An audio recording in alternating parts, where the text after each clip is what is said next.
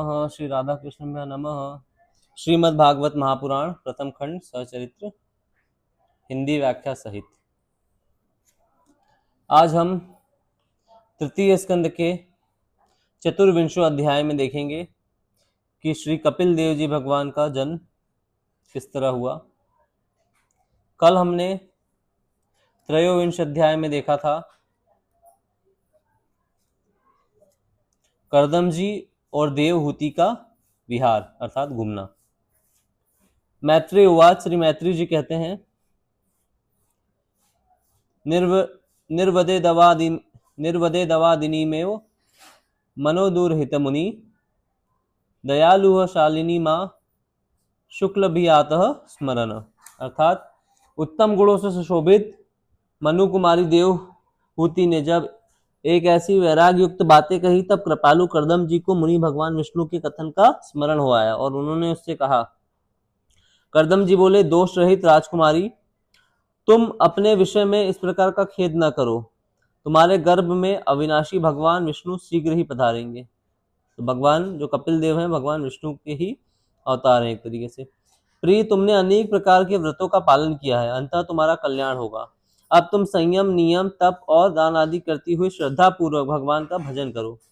इस प्रकार आराधना करने पर श्री हरि तुम्हारे गर्भ से अवतीर्ण होकर मेरा यश बढ़वाएंगे और ब्रह्म ज्ञान का उपदेश करके तुम्हारे हृदय की अहंकारमयी ग्रंथि का छेदन करेंगे। मैत्री जी कहते हैं, विदुर जी सुनो। प्रजापति कर्दम के आदेश में गौरव बुद्धि होने से देवहूति ने उस पर पूर्ण विश्वास किया और वह निर्विकार जगत गुरु भगवान श्री पुरुषोत्तम की आराधना करने लगी। इस प्रकार बहुत समय बीत जाने पर भगवान मधुसूदन कर्दम जी के वीर का आश्रय लेकर उसके गर्भ से इस प्रकार प्रकट हुए जैसे काष्ठ में अग्नि। उस समय आकाश में मेघ जल बरसते हुए गरज गरज कर बाजे बजाने लगे। गंधर्वगण गान करने लगे और अप्सराएं आनंदित होकर नाचने लगी। आकाश से देवताओं के बरसाए हुए दिव्य पुष्पों की वर्षा होने लगी। सब दिशाओं में आनंद छा गया। जलाशयों का जल निर्मल हो गया और सभी जीवों के मन प्रसन्न हो गए। इसी समय सरस्वती नदी से घिरे हुए कर्दम जी के उस आश्रम में मरीचि आदि मुनियों सहित ब्रह्मा जी आए।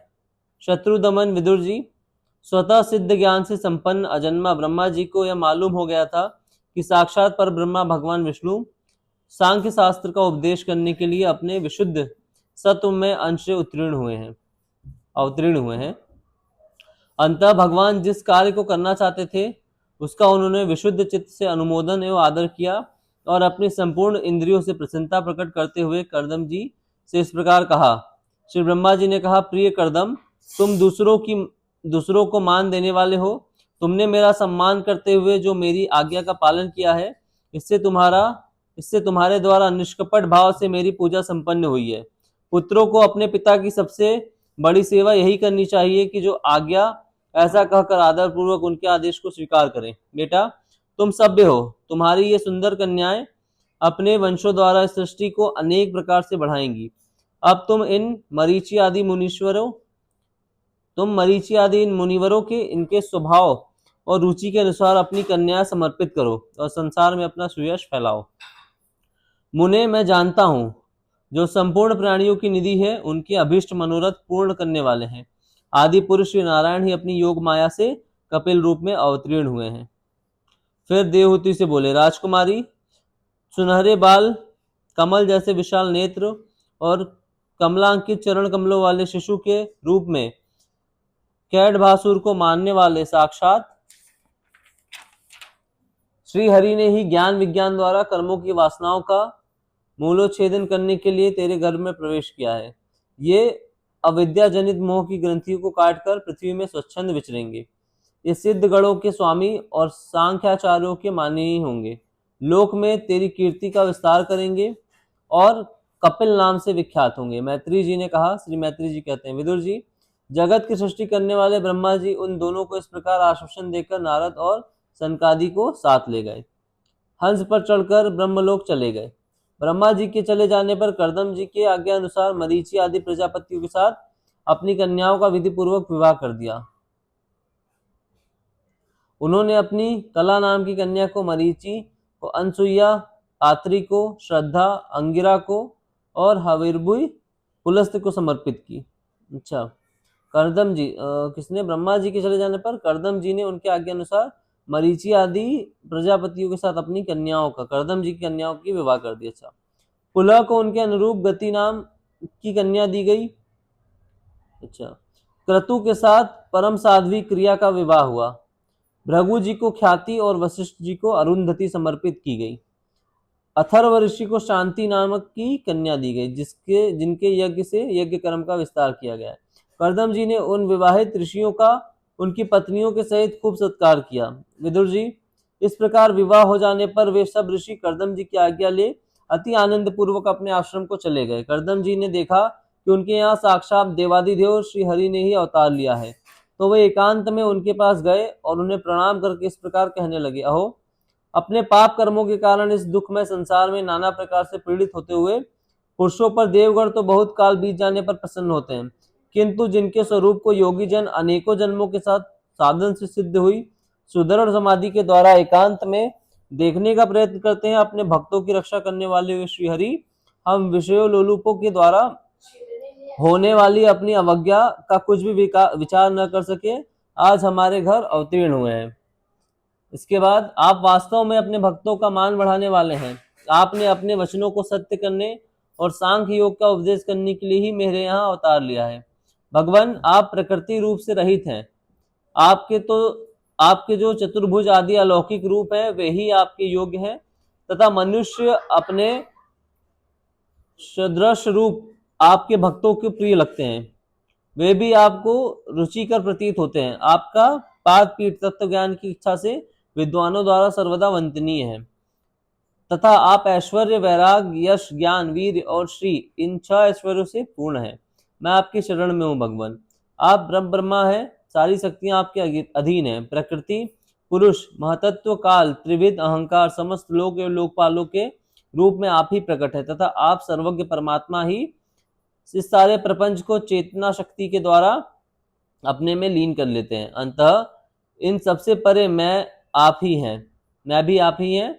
मैं आप भगवान कपिल की शरण लेता हूँ। प्रभु, आपकी कृपा से मैं तीनों ऋणों से मुक्त हो गया हूँ और मेरे सभी मनोरथ पूर्ण हो चुके हैं। अब मैं संन्यास मार्ग को ग्रहण कर आपका चिंतन करते हुए शोक रहित होकर विचरूंगा। आप समस्त प्रजाओं के स्वामी हैं, अतः इसके लिए मैं आपकी आज्ञा चाहता हूँ। श्री भगवान ने कहा, मुनि, वैदिक और लौकिक सभी कार्यों में संसार के लिए मेरा कथन ही प्रमाण है। इसलिए मैंने जो तुमसे कहा था कि मैं तुम्हारे यहाँ जन्म लूंगा, उसे सत्य करने के लिए ही मैंने यह अवतार लिया है। इस लोक में मेरा यह जन्म लिंग शरीर से मुक्त होने की इच्छा वाले मुनियों के लिए आत्मदर्शन में उपयोगी प्रवृत्ति का, प्रकृति आदि तत्वों का विवेचन करने के लिए हुआ है। आत्मज्ञान का यह सूक्ष्म मार्ग बहुत समय से लुप्त हो गया है, इसे फिर से प्रवर्तित करने के लिए मैंने यह शरीर ग्रहण किया है।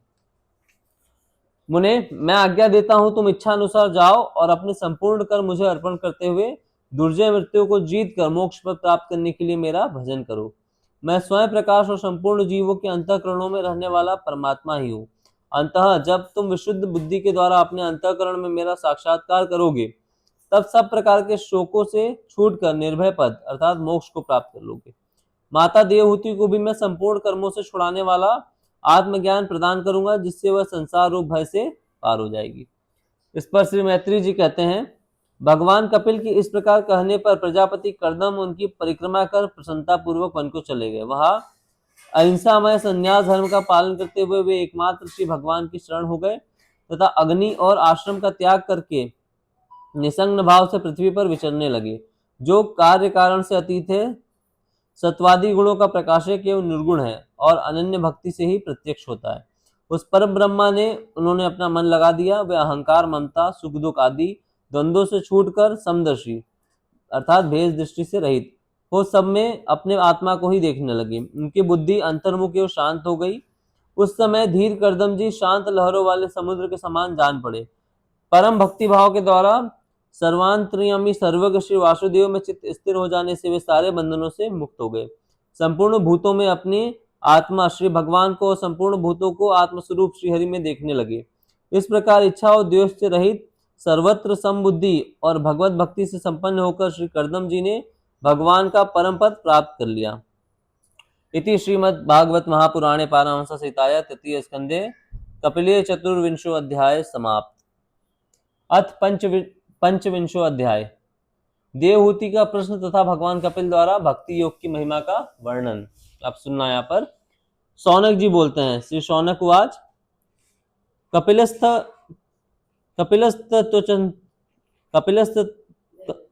कपिलस्तत्व सांख्याता भगवानायात्म माया जाता स्वयमज साक्षादाम प्रग्रपते नृणाम न हर्षवर्मण पुंसावरिण्म सर्वयोगिनाम विश्रुत्रे श्रुतदेवस्य भूरि तृप्यन्ते मे असव यद्यादित्य भगवान स्वच्छंदात्म माया तानि ते श्रद्धानस्य कीर्तिना न्युकीर्त्य। शौनक जी से पूछा, सूत जी, तत्वों की संख्या करने वाले भगवान कपिल साक्षात अजन्मा नारायण होकर भी लोगों को आत्मज्ञान का उपदेश करने के लिए अपनी माया से उत्पन्न हुए थे। मैंने भगवान के बहुत से चरित्र सुने हैं, तथापि इन योगी प्रवर पुरुष श्रेष्ठ कपिल जी की कीर्ति को सुनते सुनते मेरी इंद्रियां तृप्त नहीं होती। सर्वथा स्वतंत्र श्रीहरि अपनी योग माया द्वारा भक्तों की इच्छा के अनुसार शरीर धारण करके जो जो लीलाएं करते हैं वे सभी कीर्तन करने योग्य है। अंतः आप मुझे वे सभी सुनाइए, मुझे उन्हें सुनने में बड़ी श्रद्धा है। सूत जी कहते हैं, मुने, आपकी भांति जब विदुर ने भी आत्मज्ञान विषयक प्रश्न किया तो व्यास जी के सखा भगवान मैत्री जी प्रसन्न होकर इस प्रकार कहने लगे। मैत्री जी ने कहा, विदुर जी, पिता के वन में चले जाने पर भगवान कपिल जी माता का प्रिय करने की इच्छा से उस बिंदुसार तीर्थ में रहने लगे। एक दिन तत्व समूह के पारदर्शी भगवान कपिल कर्म फलाप से विरत हो आसन पर विराजमान थे। उस समय ब्रह्मा जी के वचनों का स्मरण करते हुए देवहूति ने उनसे कहा। देवहूति बोली, भूमना प्रभु, इन दुष्ट इंद्रियों की विषय लालसा से मैं बहुत उब गई हूँ और इनकी इच्छा पूरी करते रहने से ही घोर अज्ञान अंधकार में पड़ी हुई हूँ। अब आप कृपा करके मेरी जन्म परंपरा समाप्त हो चुकी है। अब आपकी कृपा से मेरी जन्म परंपरा समाप्त हो चुकी है। इसी से इस दुस्तर अज्ञान अंधकार से पार लगाने के लिए सुंदर नेत्र रूप आप प्राप्त हुए हैं। आप संपूर्ण जीवों के स्वामी भगवान आदि पुरुष हैं तथा अज्ञान अंधकार से अंधे पुरुषों के लिए नेत्र स्वरूप सूर्य की भांति उदित हैं। देव, इन देह के आदि में जो मेरेपन का दुराग्रह होता है वह भी आपका ही कराया हुआ। अंतः अब आप मेरे इस महामोह को दूर कर दीजिए। आप अपने भक्तों के संसार रूप वृक्ष के लिए कुठार के समान है। मैं प्रकृति और पुरुष का ज्ञान प्राप्त करने की इच्छा से आपकी शरणागत वत्सल की शरण में आई हूँ। आप भागवत धर्म जानने वालों में सबसे श्रेष्ठ है। मैं आपको प्रणाम करती हूँ। श्री मैत्री जी कहते हैं, इस प्रकार माता देवहूति ने अपनी जो अभिलाषा प्रकट की वह परम पवित्र और लोगों का मोक्ष मार्ग में अनुराग उत्पन्न कराने वाली थी। उसे सुनकर आत्मज्ञ सत्पुरुषों की गति श्री कपिल जी उनकी मन ही मन प्रशंसा करने लगे और फिर मृदु मुस्कान से सुशोभित मुखारविंद से इस प्रकार कहने लगे। भगवान कपिल ने कहा, माता, यह मेरा निश्चय है कि अध्यात्म योग ही मनुष्यों के आत्यंतिक कल्याण का मुख्य साधन है, जहाँ दुख और सुख की सर्वथा निवृत्ति हो जाती है। साध्वी सब अंगों से संपन्न उस योग का मैंने पहले नारद आदि ऋषियों के सामने उनकी सुनने की इच्छा होने पर वर्णन किया है, वही अब मैं तो आपको सुनाता हूँ। सुनिए। इस जीवन के बंधन और मोक्ष का कारण मन ही माना गया है। जो आपका जीवन में बंधन है और जो मोक्ष है, उन दोनों का कारण मन है। विषयों में आसक्त होने पर वह बंधन का हेतु होता है, अर्थात बंधन का कारण होता है, और परमात्मा में अनुरक्त होने पर वही मोक्ष का कारण बन जाता है।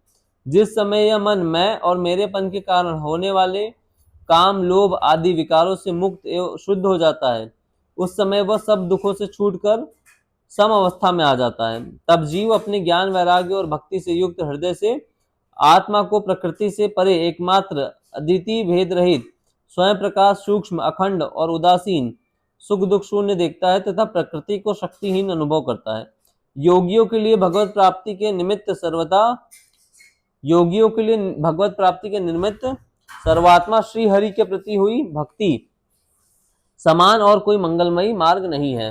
विवेकी जन संग या आसक्ति को ही आत्मा का अक्षेद बंधन मानते हैं, किंतु वही संग या आसक्ति जब संतों महापुरुषों के प्रति हो जाती है तो वह मोक्ष का द्वार खुला द्वार बना देती है।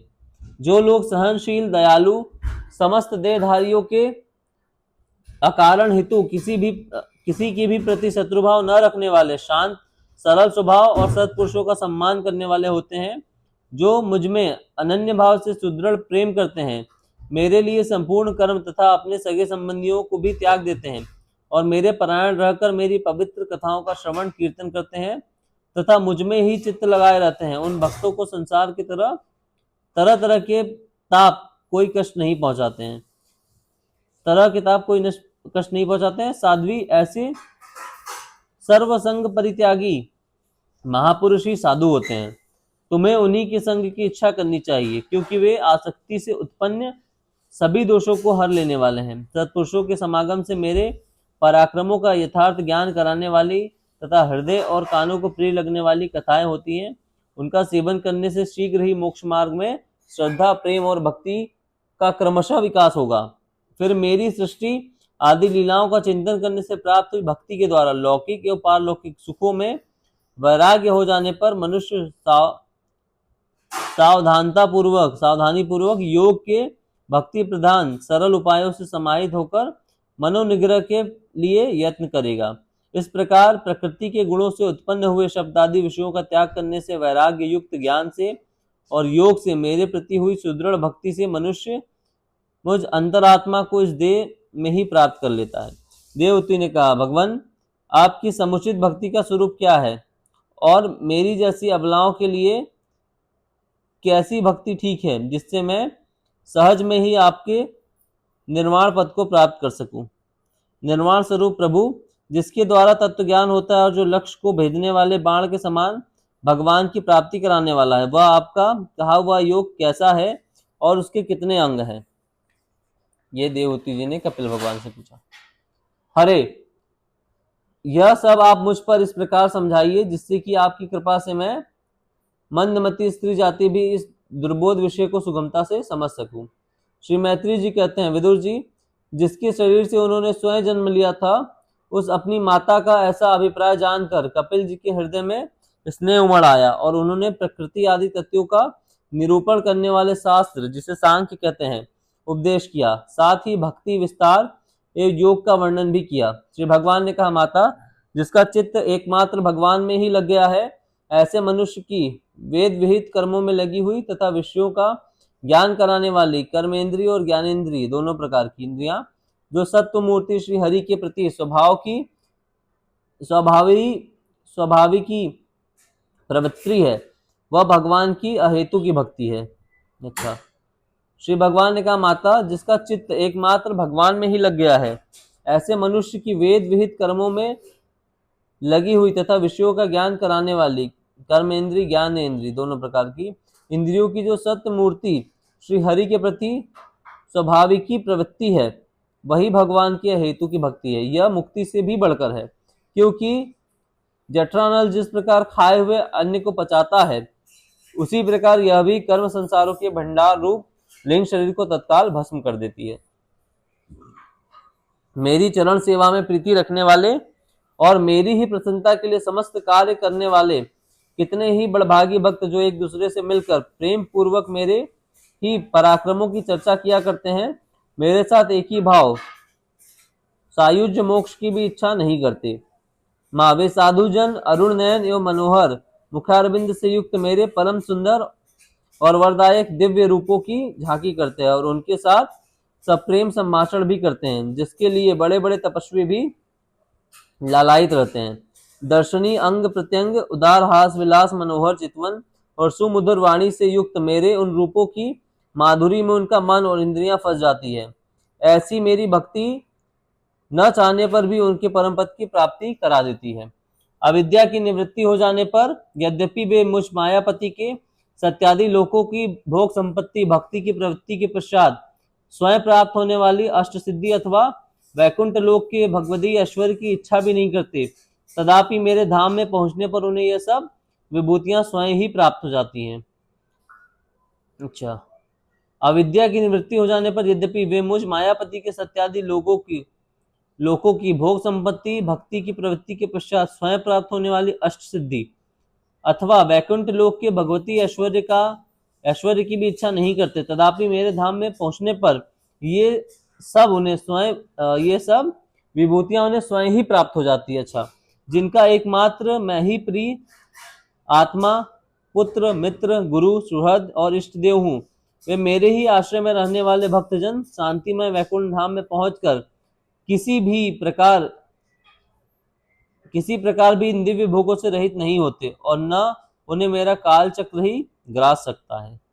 माता जी, जो लोग इहलोक परलोक और इन दोनों लोकों में साथ जाने वाले वासनामय लिंग देव को तथा शरीर से संबंध रखने वाले जो धन, पशु एवं ग्रह आदि पदार्थ हैं, उन सबको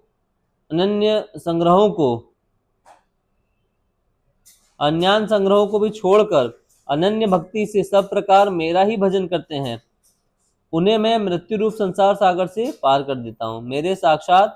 मैं साक्षात भगवान हूँ, प्रकृति और पुरुष का भी प्रभु हूँ तथा समस्त प्राणियों का आत्मा हूँ। मेरे सिवा और किसी का आश्रय लेने से मृत्यु रूप महाभय से छुटकारा नहीं मिल सकता। मेरे भय से यह वायु चलती है, मेरे भय से सूर्य तपता है, मेरे भय से इंद्र वर्षा करता है और अग्नि जलाती है तथा मेरी ही भय से मृत्यु अपने कार्य में प्रवृत्त होता है। योगी जन ज्ञान वैराग्य युक्त भक्ति योग के द्वारा शांति प्राप्त करने के लिए मेरे निर्भय चरण कमलों का आश्रय लेते हैं। संसार में मनुष्यों के लिए सबसे बड़ी कल्याण प्राप्ति यही है कि उसका चित्त तीव्र भक्ति योग के द्वारा मुझ में लगकर स्थिर हो जाए।